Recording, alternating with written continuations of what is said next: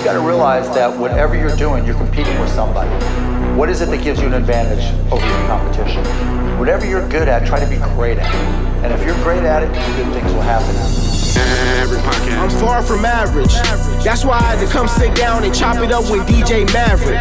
They know my name from coast to coast and even in Dallas. I use my talent when I'm faced with a challenge. Gratitude strength is my magnet. Close your eyes and imagine. If you can see it in your mind, then you can have it. Maverick Podcast. Welcome, ladies and gentlemen. You could have been anywhere in the world, but you're here with us. This is the Maverick Podcast. I'm your host, DJ Maverick. Today we have another rock star in the building. We have software engineer turned culinary entrepreneur, the one and only Raseena Siddiq. Welcome to the podcast. Thank you, Lewis. I'm equally excited to be here with you. We have a lot to talk about, but before we dive in, for the 1% of the people out there that don't know who you are, tell us a little bit about yourself. Okay, I'm an Indian. So born and brought up in a small town in India where we had, people from all over the country. I'm not sure how much you know about India, but India is very diverse culturally. And so each state in the country differs from food, the way they dress up, from the music and all the sorts. Very cool. So I think even the languages, there are probably hundreds of languages that people talk over there. So there are chances that you move from one state to another, you may not follow what the other person is talking. That's awesome. So that's how diverse India is. And so that's the kind of cultural background I was born and brought up. And then like most of the Asian or, most of the Indian community, we are more, professionally kind of motivated. Yeah. Like we want to go through some, big white collar jobs and then pursue your career towards that, right? So that's how I landed up being a software engineer.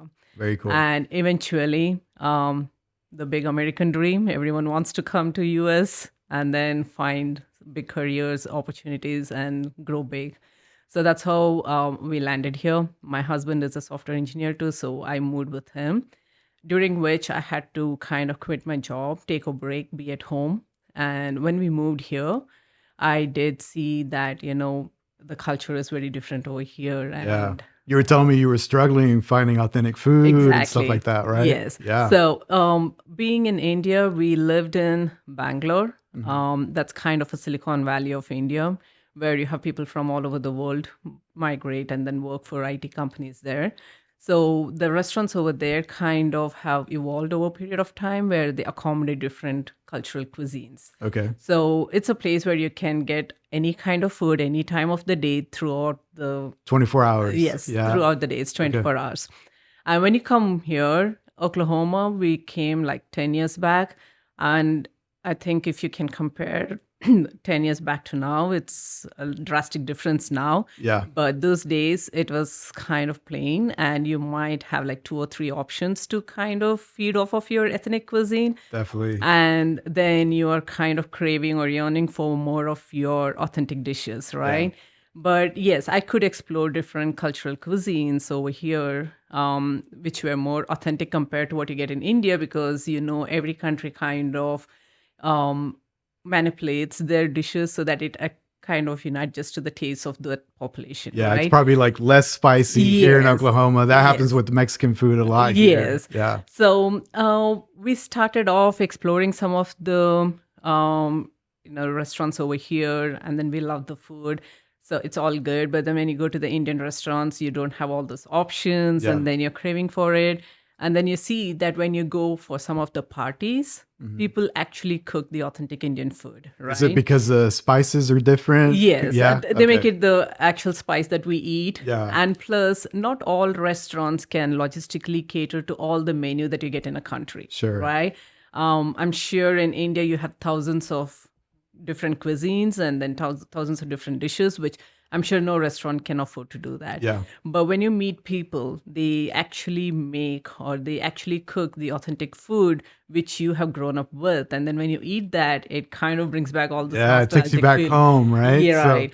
What are some of your favorite dishes growing up? Is it from your mother, your grandma? Like, do you remember, like, what are some of your favorite dishes? So when we grew up, like I said, it was a multicultural place.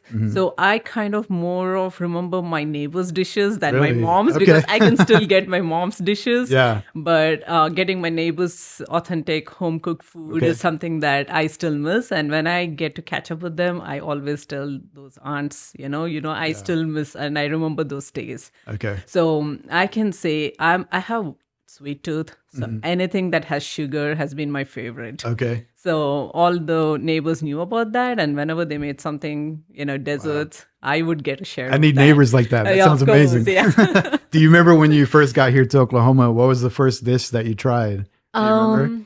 I think we went to a steakhouse. Okay. So while growing up, we were not so used to the steak concept because it's usually curries and the kebabs that we eat, right? Sure. So the steaks was something that I wanted to try. Okay. And we loved it.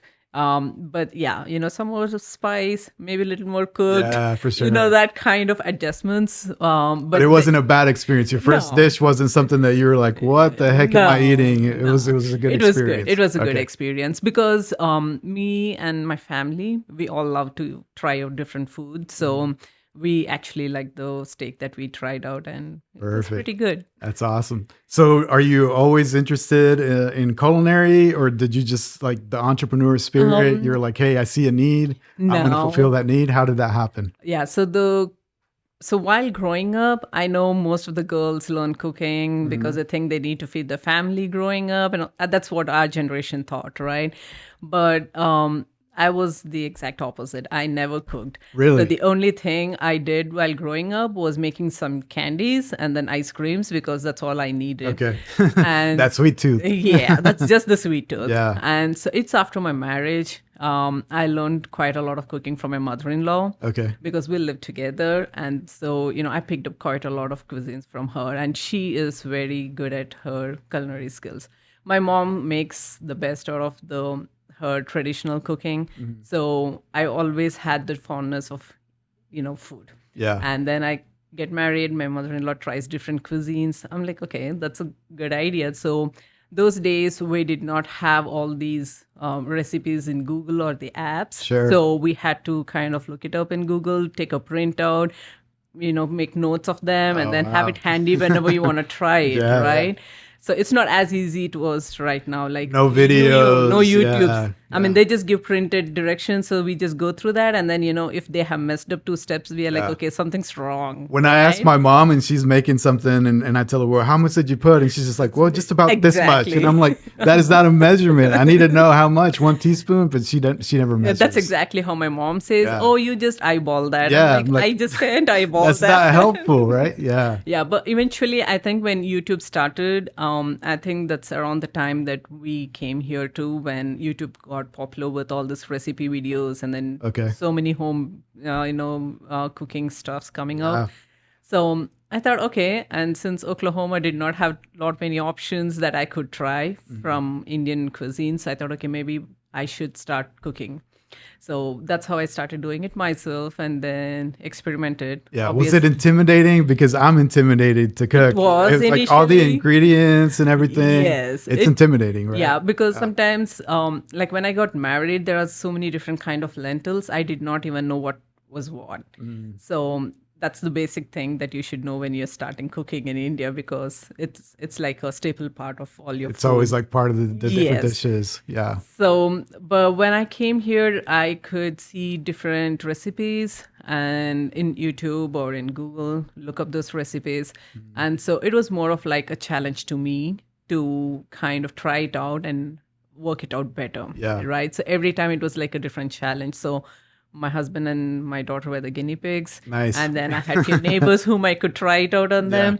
And the neighbors would always be good. They always said it was great. They gave you good feedback. It's always positive It's always feedback. positive. That's a good thing. Yeah. So I think that's how I kind of got interested into cooking. And so I started cooking. Then one of my friend, she bakes, and then I got interested in baking. So Okay.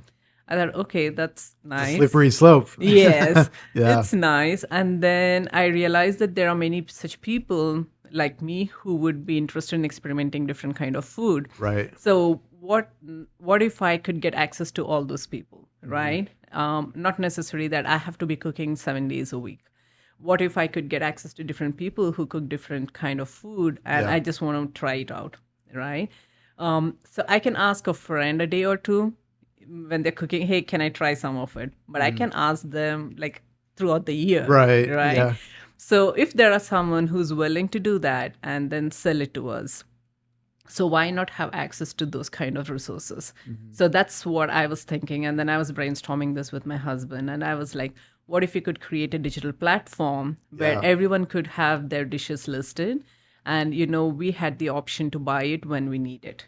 So it's not necessary that you need to have a full-fledged menu. It could be some simple, comfort food, or it could be some fancy dishes they want to try this is out. your specialty, right? Like I do Exactly. this one dessert and it's amazing. Everybody tells me it's amazing, right? Yeah. And then you have different kind of diet types, right? I mean, I think US itself has evolved so much right now that you have the options of eating vegan in some restaurants. Yeah. Because when we came here, vegetarian meant nothing but you had some vegetables in it. Right. Doesn't mean that you have no meat, right? Yeah. So we had to specifically say, when we say vegetarian, no meat. Now the vegetarian options are getting so Exactly. good, right? Like some of the vegetarian options actually taste Tastes better, right? Yes. Yeah. So we did see that evolve or evolution or the change so much in US. So I was thinking, that can happen even with other diet types. Yeah. Not just vegetarian or vegan.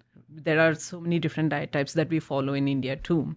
So if there are people who can cook and cater to those kind of consumers, then, we should have access to them. And it's also a great idea because if you're not familiar with the different cultures, having an app like this makes it more accessible. Exactly. And you're not scared and you're like looking through the pictures, the descriptions. Right. And you're more willing to try new stuff, I Right. think. Right. Because the names, we can't relate to it, or we can't comprehend what it stands for because we are not used to those names, or we don't understand that language. Yeah. So I feel once you have a picture, like you can visually see how it looks, and then we have the option of writing what it goes in the ingredients, and then, how many people it serves and all this stuff. Yeah. So that way it just makes it easier, and then you don't have to be like asking for more information or Googling for those information. And it's perfect because you can take your time and just look through the app. Yes. You're not at a restaurant where the waiter is waiting for you Exactly. and there's pressure to make a selection. Exactly. You can take your time. Yeah, right? use it. You can try,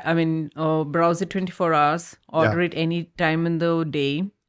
Just make sure that you're ordering when the vendors are available, select the time for that, and your order should be ready. We should mention the app because we've been talking about the app, but we haven't mentioned the name. So how can people find the app? So it's zChefs.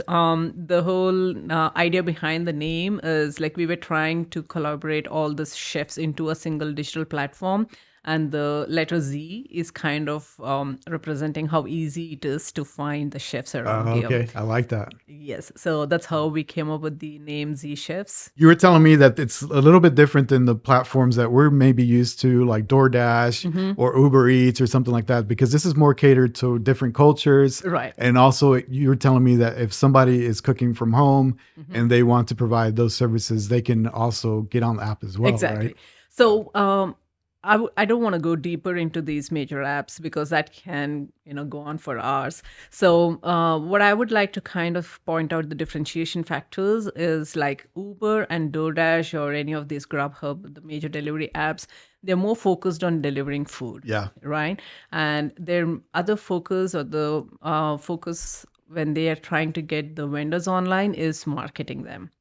So I'm trying to cater to the audience who are not much worried about marketing because they have their own customer base. Okay. Right. And they're not very much worried about delivering. Not everyone needs their food delivered. Right.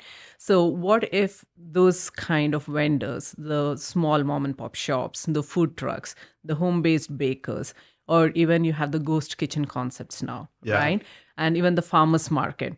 So how many of us know all the food trucks around us? Not many. It's only few food trucks who can afford to be on these marketing apps are visible in the Google or in the Uber or DoorDash. And if you're not familiar, you may be scared to go to a food truck because Exactly. you don't know about it or whatever. But if it's on the app, you see the ratings, you see the Yes. pictures, and you're like, okay, I'll try it. Yes. Right?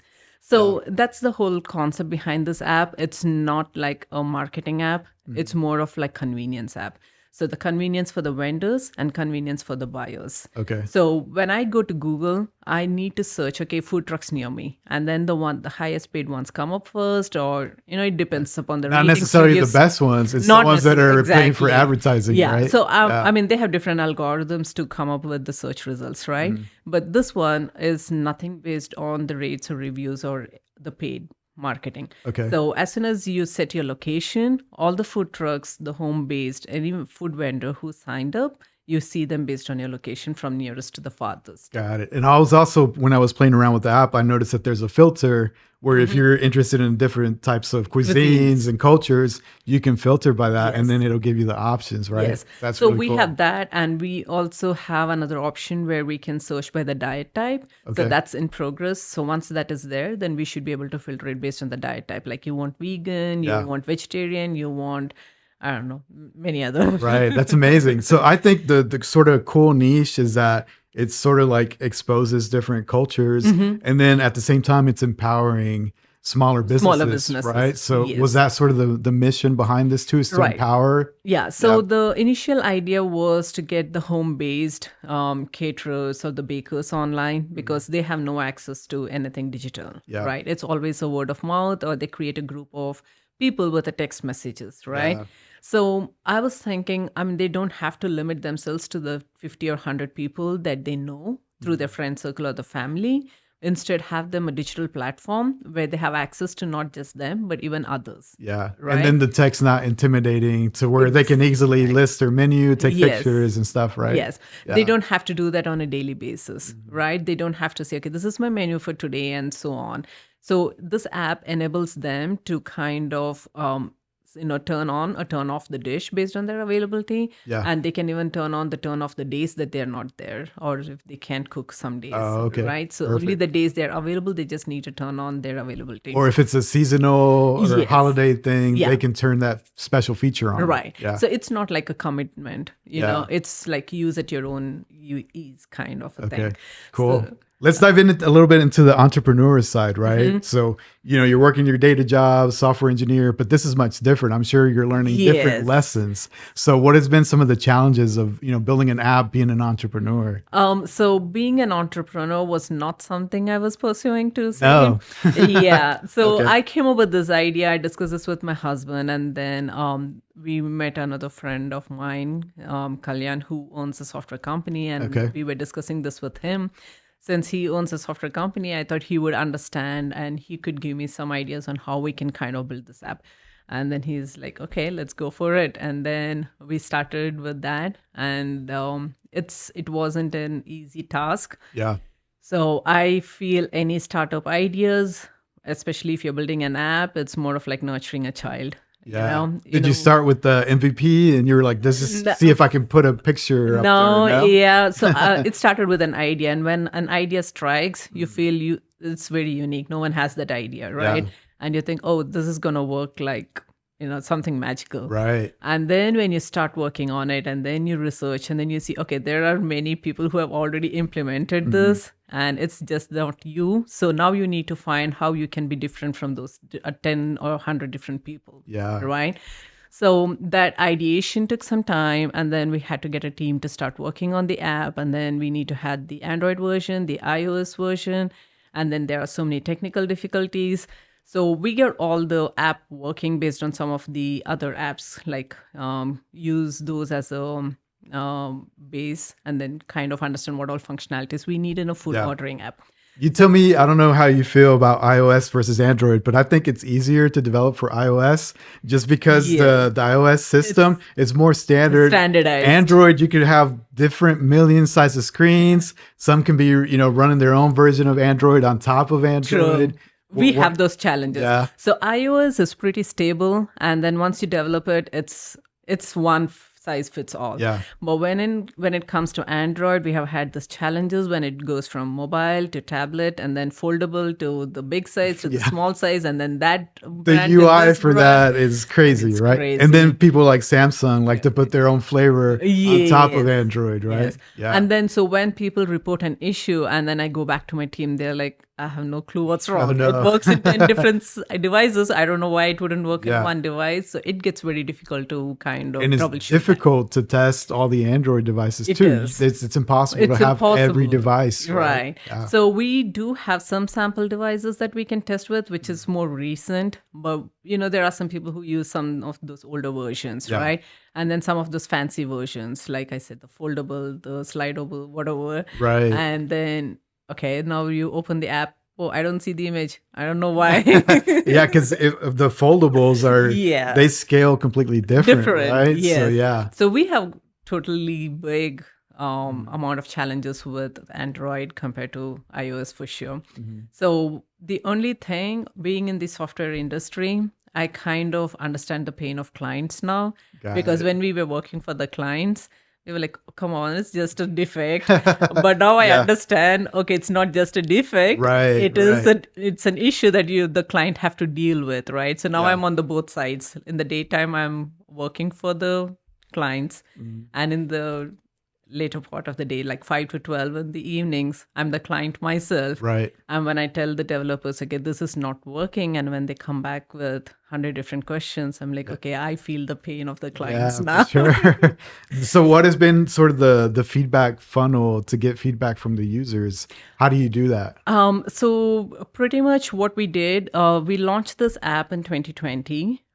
So we started with Oklahoma City, Edmond, and I did some marketing in Dallas. So when we started in Oklahoma, we had a strict food law where we were not allowed to sell food from home-based businesses unless Okay. it's just baked goods or pickles. So we tried with Dallas because they have a more relaxed food law at that point of time. And so we did have quite a few food businesses, home-based and small restaurants register. Cool. And they would report to me all the issues. Awesome. So when someone reports an issue about your product, it's like someone pinpointing at you, Yeah. right? You it's like feel calling your baby ugly, right? ugly, You're like, you want to fix it immediately. Exactly. right? So, Yeah. I would get so anxious and stressed out about it. And so my friend, the partner, he would say, see, that's how the software apps work. So you just need to relax. We'll fix it all. And then eventually we got the app into a pretty good shape now. Okay. So I wouldn't say it's an MVP. It's pretty full-fledged, except for some of the advanced features, which we are still considering to, add on. Sure. So for the onboarding process, were you visiting restaurants and people So- physically and saying, hey, this is my app, you should try it? Or how did you do that? Yeah, so that's a challenge I had because when we launched in April 2020, that's when the COVID hit. Okay. So there was no way I could meet anyone. Yeah. Right. So the only target audience were the home-based businesses because the restaurants were shut down, the food trucks were shut down. So it was mostly the Facebook ads.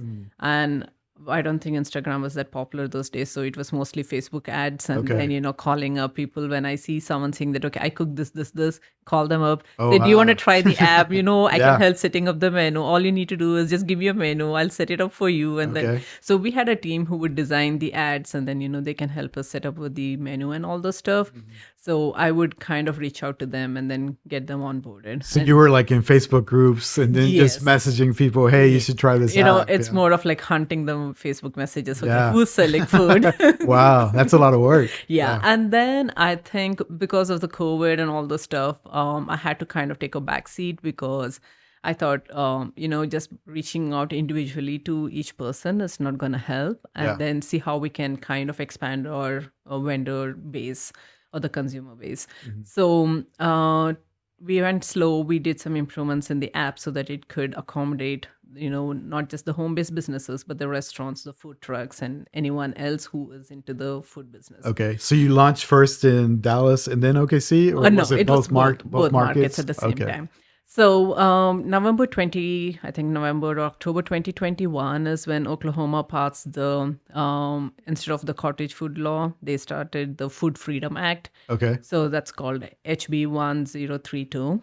we can look it up for all the details. Yeah. But so according to the Food Freedom Act, you can sell anything from home-based businesses, from home-based locations, except for meat and meat byproducts, poultry, seafood, and anything that needs. And I didn't know that when we were talking before the podcast. I was like, well, I've heard, and there were also rumors. I didn't know that you could do that. So it's good to educate people about that law, and there is a possibility to do that from your house, right? Yes. So except for the meat, the seafood, poultry products, you can sell anything without a license or a permit. Okay.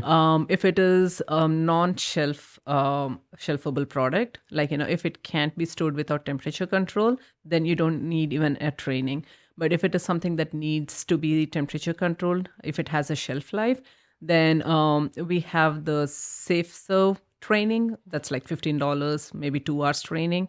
You just need to go through the training just to understand how to kind of store the temperature controlled food. And that's part of the onboarding process within the app as well? Or is that you just direct them to that? I direct them to that. Okay. So if they are selling some shelf life products, then I suggest them to go through this training. It's like hardly $15. Got it. Or they can even do the food manager course, which is online again. I think it's $180, 8 hours course. Got it. So that's all they need, but they don't need any license or permits from the food department or the agriculture department. Yeah. Tell me maybe a cool story of maybe somebody that signed on to the app and maybe something, they gained a lot of business or they were able to expose the culture all of a sudden. Do you have a cool story that came out of the app?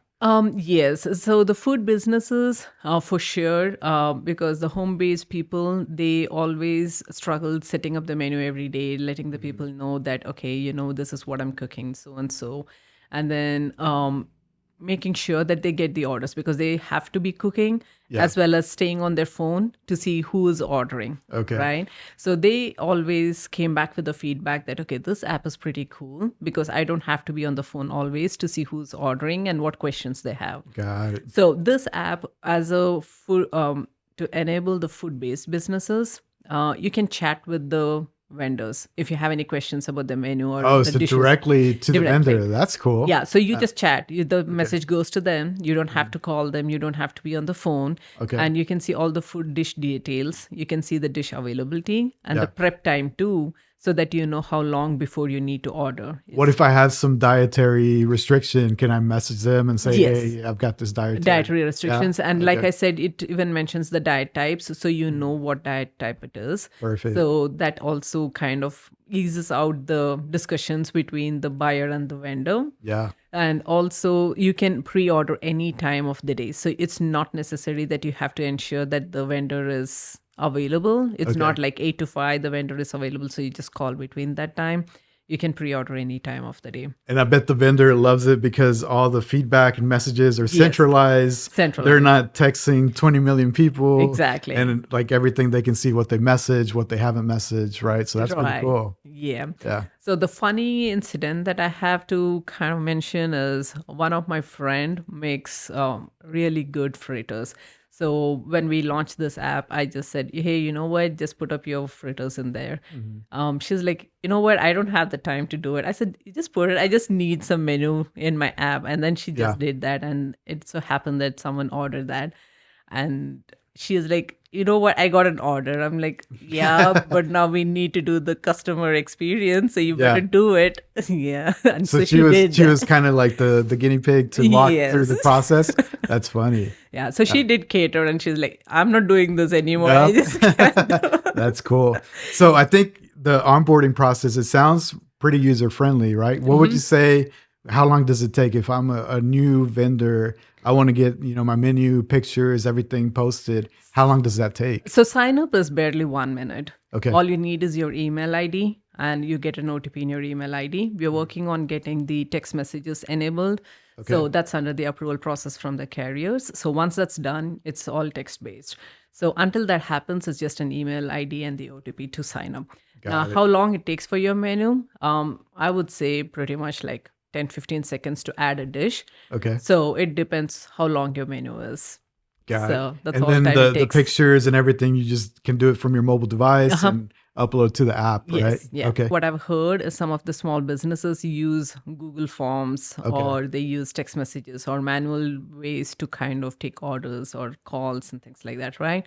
Mm-hmm. So I feel this is more of like a centralized and a digital. And now who doesn't want to use a mobile phone for Right. anything and everything, Right. right? Nobody's looking through a phone book, right? Exactly. Everybody's online, right? Yeah. So I think it just makes it easier two-way. And it's not just, for the vendor or just for the the buyers. It's two-way. Yeah. I'm still surprised. Some of the restaurants that I go to, some of the small businesses, they still don't have websites. And sometimes it's a struggle to find a menu online. Exactly. So those are the kind of vendors I'm trying to target to kind of cater this app for, so that it just enables them to get better at what they're doing than struggling with the online websites, online menu, or digitization, which the app can handle for them. Okay. And there's also like a rating system or favorites. People can see that? Yes. So once the order is completed, a buyer can kind of rate the order. They can even add their comments. Okay. So that's a very organic way of rating a business, I feel. Awesome. What if I'm a user and I want to keep a log of like my favorite places? Yes. I have a history of that. You just need a heart button there. Okay. You can add that as your favorites. That goes there.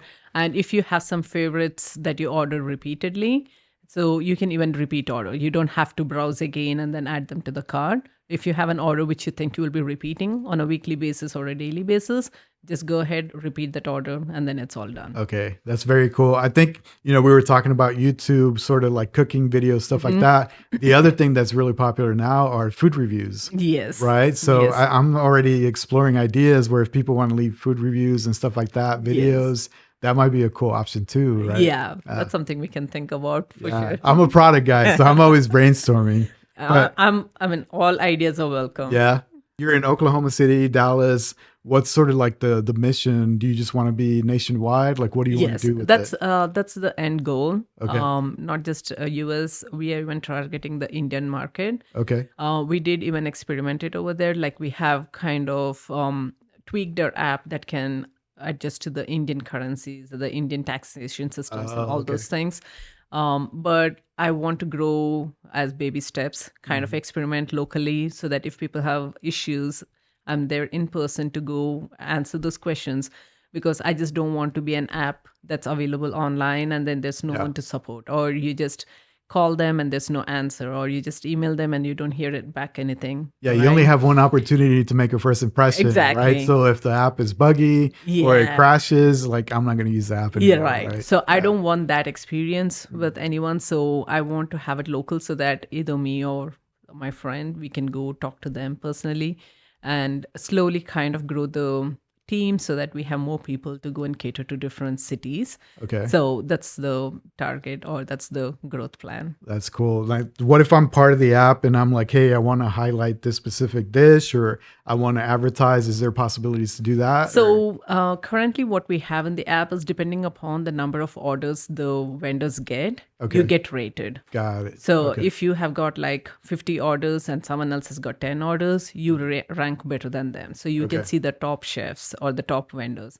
So similarly with the dishes too. So if someone has been ordering a particular burger from a vendor more often than in something else from someone else, so the burger rates higher than the other dishes in the menu.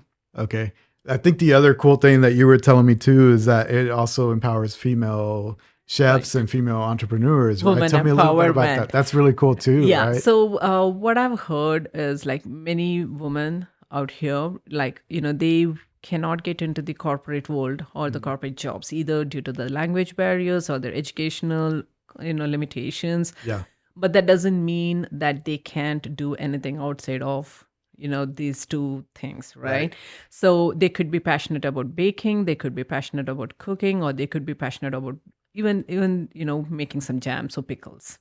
So why not empower them to utilize their skills or their passion, and they can make it as a business. Okay. So when I started talking to different home-based vendors, so they thought, this is kind of like empowering them, because there is nothing digital that they use currently except for the WhatsApp or the text messages. True. Right? Yeah. So when they compare themselves with any other food businesses, the other businesses are on website, they're on Google, they are on all other digital platforms, but these home-based people are just on the text messages. And they're like, how can I compete? How can I even tell people Exactly. about my menu and Right. everything, right? If not, they're just posting in Facebook and Instagram, Yeah. right? But they don't have something of their own where they say that, okay, this is my menu, here are my orders, True. here are my reviews, as a centralized platform. So I feel this kind of empowers them. They can feel confident about their business because they can see how many orders they're getting. They can keep a track of what's going, fast selling food and all this stuff. So they have pretty much, they get enabled pretty much like any other food business Okay. out there. That's cool. I think in a way it's also, and you tell me, I think it's also preserving some of these traditions and Yes. cultures, right? Because now all of a sudden people can order all these things and people are aware of it and it Yes. doesn't just get forgotten, right? Like these dishes are alive and they can live forever. right? Exactly. Yeah. Like Yeah. I said, not every restaurant or every food truck can cater to all the Yeah. menu demands that the customers have out there. Right. But if we can kind of collaborate or kind of find all these, hidden food businesses, I think it would be a melting pot of such huge or diverse cultural cuisines Yeah. that I think someday it could be more of like an Amazon of food.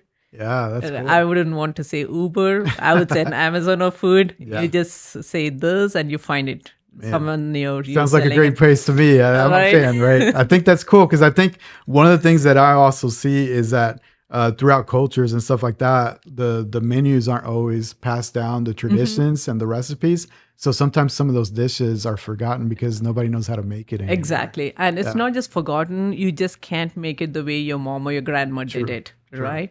But there could be someone who has kind of got acquainted to that taste. And then, they want to prepare it in that same manner so that, they can cater to the people who are looking for such kind of dishes. Yeah. I don't know what you can think of one dish which you don't find in a restaurant.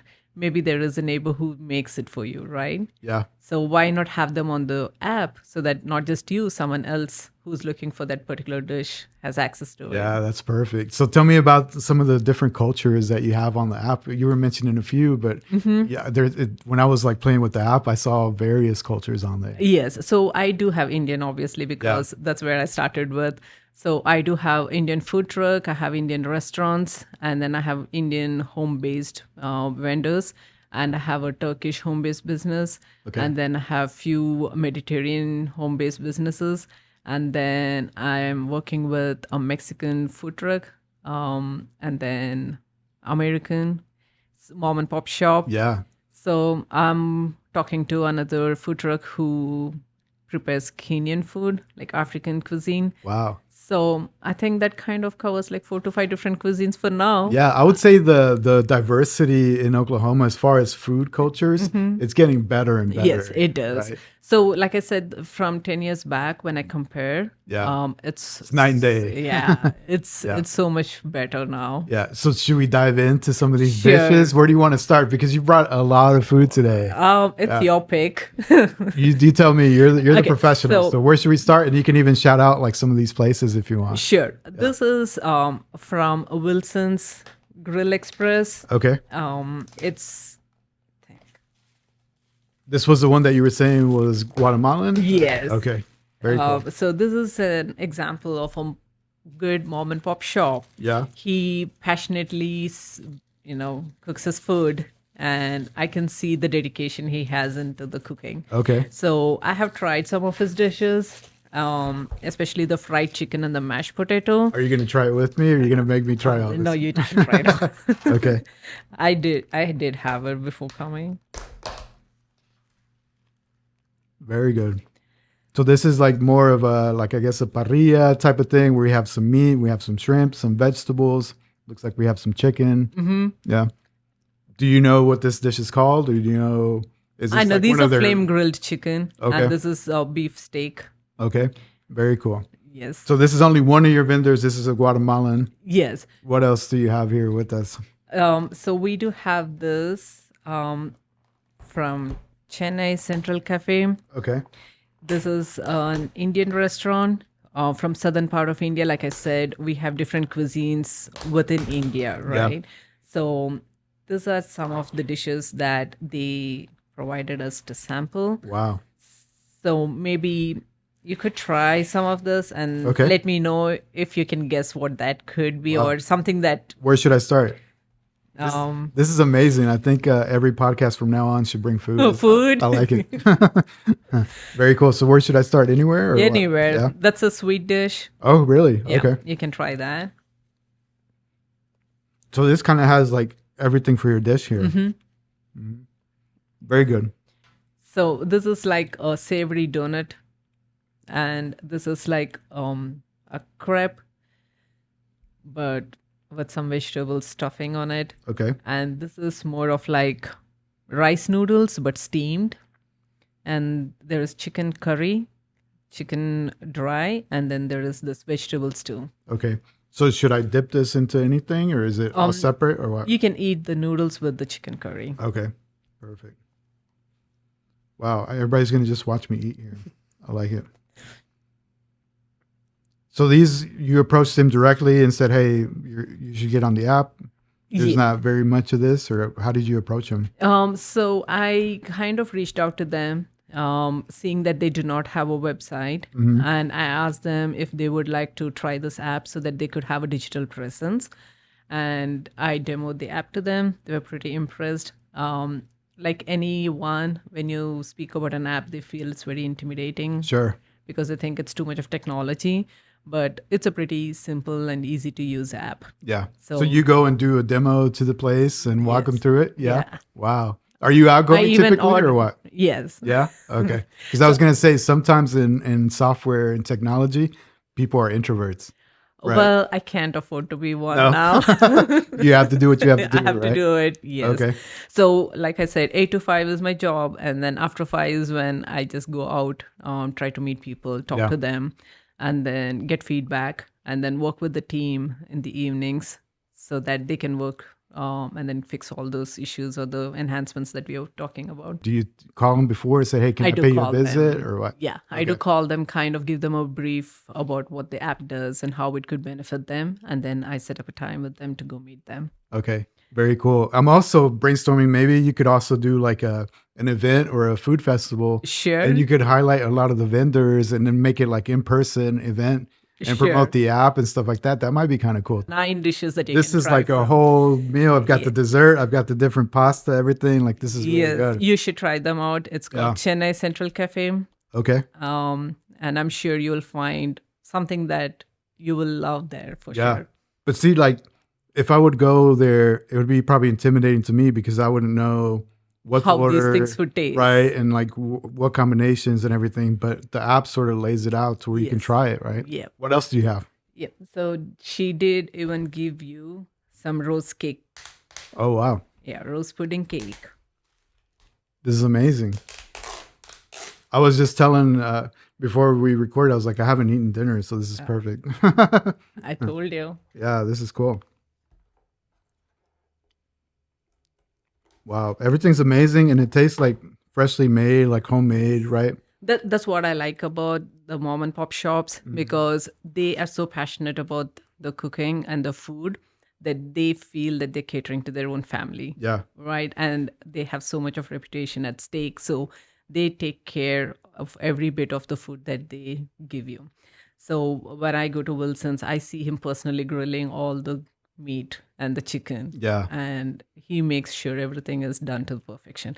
So it's the same with the Chennai Central Cafe. She is in the kitchen all the time, making sure everything is done to the dot. Wow, that's amazing. So do you also have sort of a moderated sort of function to where if you get bad feedback from certain places or something, do you moderate sort of that stuff? Or is it They just can like the ratings sort of dictate themselves? Yeah, it does dictate Okay. themselves. But like I said, it's up to the businesses how they handle those feedback, right? Okay. It's just like any other Google review and so on. Yeah. So, yeah, I mean, they can see the feedback and the ratings themselves. So Okay. they do take care of it. Okay. Got it. The other thing that I noticed too from small businesses was when they have the loyalty program, Mm-hmm. they just give you like a business card or something to punch, but then I always forget to take it, right? Yeah. So having an app like this maybe that would lend itself to develop a loyalty program for themselves. Yes. And everything's digitally tracked and they could see, okay, Exactly. this guy is always here. Let's give him a discount. Let's give him a free side dish or whatever. So like I said, they can track all their orders, the order history. They Yeah. can see who has been coming repeatedly or what their repeat orders are.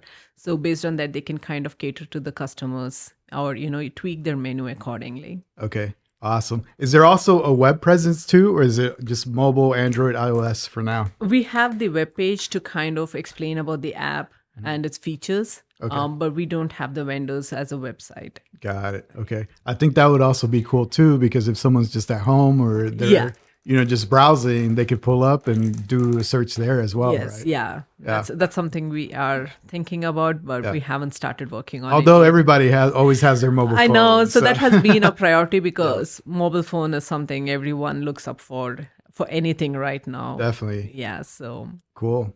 So you have one more last dish here. What do you have? What is this here? this is a Mediterranean dessert. Okay. It's from Iraq. It's called Sana's Eastern Kitchen. Okay. So she bakes these. Which one should I start with first? You can try for anything. Yeah. So if these have nuts, Okay. I'm just telling you Okay. in advance. So this has pistachio stuffed in it. It's called mamul, and the other one is datli. Wow, this is amazing. Yeah. This is very good. And also what I like is the sweetness is not overwhelming. Yes, that's Right? what I like about those desserts. Yeah. It's just right on the spot. I mean, you are not overkilled by the sugar. Yeah. And it's so fresh. And she particularly wanted me to give you these two samples. Wow, thank you so you much. can you can check out Sana's Eastern Kitchen in the Okay. app. And Perfect. This is only a small sampling of everything you Yes. have, right? So let's plug it in one more time. Where can people find it? How can people try it? When I was using the app, I also noticed that the onboarding from a user perspective, super easy too, yes, right? it is. Yeah.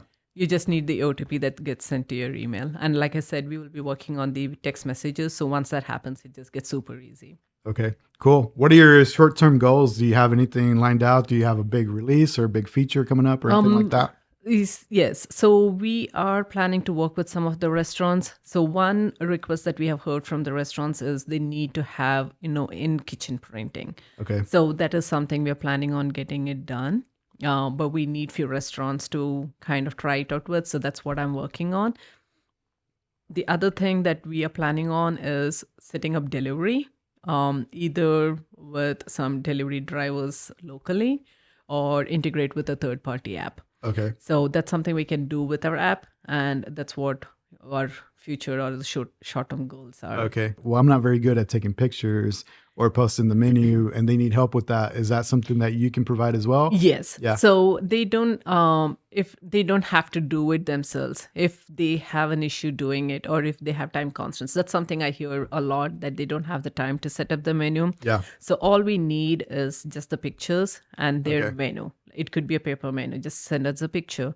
We have a team who set it up in the Oh, app. really? Yes. Okay. Wow, And- that's super easy then. I just Yes. send you like a printout and then it's Yeah. easy. So right? some of the vendors, they do that because they're working throughout the day. They Yeah. don't have time to sit and explore the app or figure out what needs to be done. Yeah. So we help them with the setup too. That's cool. I think also the advantage that you have with the iOS and Android is that it can also be enriched, right? Mm-hmm. You could have a video even. So not only pictures, you could do video. Yes. And that's even more immersive of like you can see the dish, you can like see how it pairs together. Right. Maybe somebody can speak and describe it. That would be super cool. We have this feature integrated where, you can add your social links. Like if Okay. you have a Facebook link or an Instagram link or a web page, you can add that in your profile.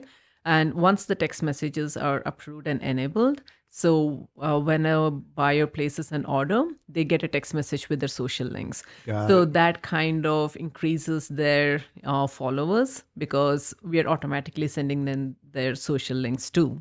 So they get motivated to follow them. Cool. So give me your elevator pitch. What type of business should be on zChefs? Should it be anybody, or is it somebody that's truly, cares about the culture and keeping those traditions alive? You tell me. I would say anybody and Anybody. everybody. That Okay. should be the goal. Okay.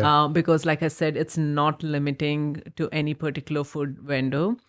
Anybody who wants to kind of cater the business, cater the food to diverse consumer base, not just limit themselves to a smaller circle or just to a smaller number of people.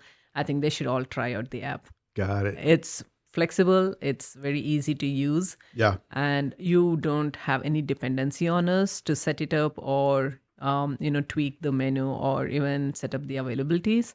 So it's all on you. All right. What about crazy idea? Let's say I have some sort of family gathering or even a wedding, and I'm like, I want full catering. Do you think that would lend itself to do that? So we do have some of them set up their catering menu too. Okay. So you don't have to call them and ask, okay, how much would a tray of this and this cost, or how much would a half tray cost, and how many people would it serve?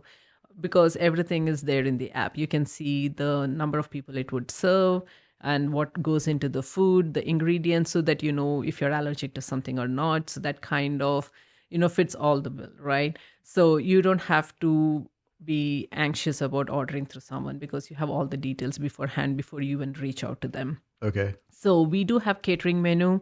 All you need to do is search for catering. You see all the catering options. You can see all the vendors. Pick up. You don't have to go with one vendor. Yeah. Pick the dishes based on the ratings from different vendors. You can make a combination, kind of like what we did here, right? Yes. That's another unique feature that I don't think you can find that anywhere else. That's a unique feature. So the other unique thing that I feel about the app is, like you said, the cuisines, right? Like if I want Indian, and if I go to Uber, I just can't say Indian, and then I don't get all the vendors. Right. You need to know specifically either the vendor name or the dish name. True. So I can just search by cuisine, or maybe I just feel like eating something, maybe empanada. I don't know. So I just put empanadas, and then I get to see all the vendors listed who sell empanadas. Okay. That's cool. So not just a specific vendor whose name starts with empanada, right? So anyone who sends an empanada will be listed there. So you can cross browse across everybody. That's really cool. So you can cross browse based on cuisine, or it could be the dish. Okay. You just put your dish, and if it is there in any of their menu, you get the list of them. Got it. One question that I always ask my guests is, if I pull up your playlist, who are you listening to? Because I'm a big music guy, so I'm going to put you on the spot. What type of music do you like to listen to? What type of artist? You really put me on spot. So I like Taylor Swift songs. Really? You like her new album? Yeah. Yeah? I do. She's talking a lot about exes and all these people, right? Yes. Yeah. And my husband and my daughter are hard fans of all these new songs that come out. So they follow all the songs, and then we do listen to Bollywood music too. Okay. So it's a nice mix. It's a nice mix of songs. Very cool. All right. So maybe before we sign off, where can people find you on social media as well? Because you also have Instagram and everything else, right? You just need to look up as zChefs app, both in Facebook and Instagram, and you'll find our posts and very cool features over there. I definitely enjoyed this. I think you should come back every day. I think the food is amazing. I wish. This is really cool. So thank you for that. I wish. Maybe really I'll get it. more vendors, and I'll get their food for you to sample. Absolutely. You don't have to twist my arm. All right. Well, I want to thank you for being on the podcast. Thank you, Louis. zChefs, right? Everybody look at iOS and also Android, and then potentially down the road, maybe even on the web as well, right? Yes. Awesome. All right. There you have it. Ladies and gentlemen, the super talented Raseena Siddiq on the Maverick Podcast. Keep grinding, because in dreams, we trust.